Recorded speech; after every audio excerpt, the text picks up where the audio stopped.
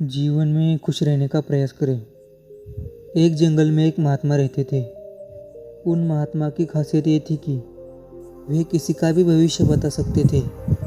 बड़े बड़े राजाओं उन्हें मानते थे और उनके बताए हुए मार्ग पर चलते थे।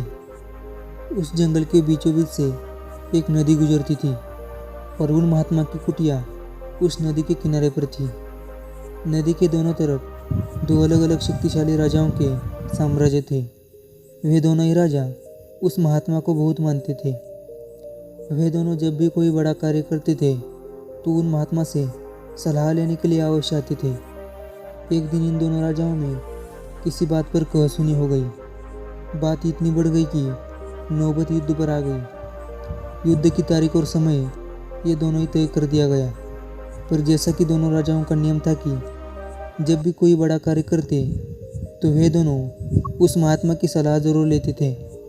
इसलिए पहला राजा उन महात्मा के पास आता है और उनसे पूछता है कि महात्मा जी, मैंने पड़ोस के राजा के साथ युद्ध करने का निश्चय किया है और इसलिए यह जानना चाहता हूँ कि युद्ध का परिणाम किसके पक्ष में होगा।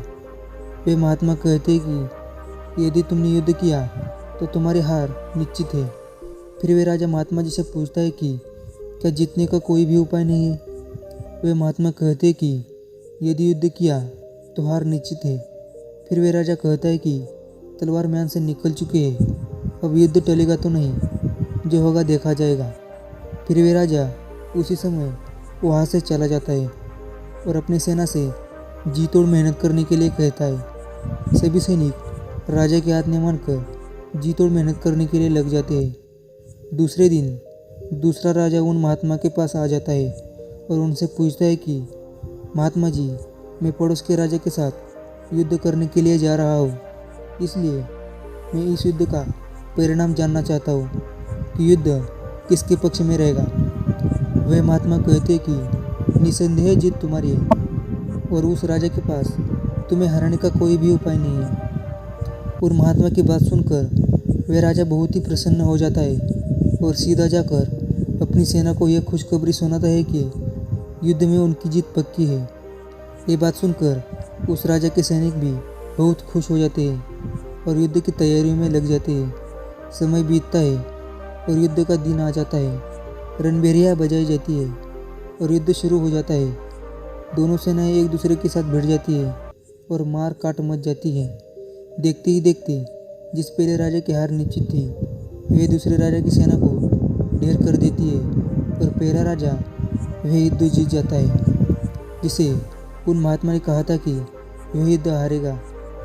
युद्ध जीतने के बाद वह पहला राजा उन महात्मा के पास चला जाता है और उनसे पूछता है कि महात्मा जी, आपने तो कहा था कि मैं तो युद्ध हार जाऊंगा, लेकिन मैं तो युद्ध जीत गया।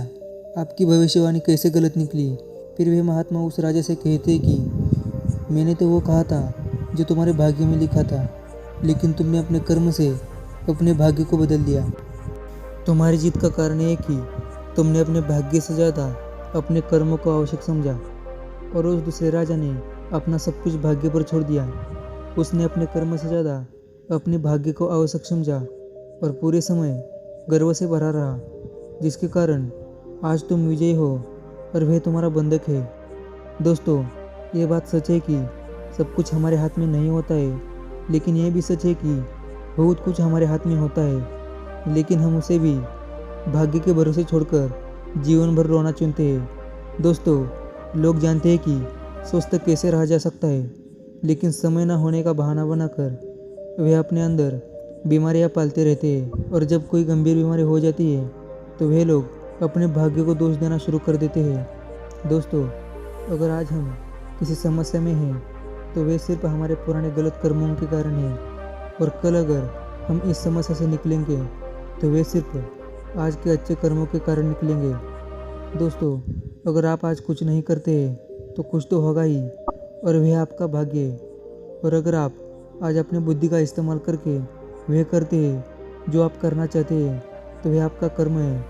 तो यह आपके ऊपर है कि आपको कुछ करना है या अपने भाग्य के भरोसे बैठे रहना है।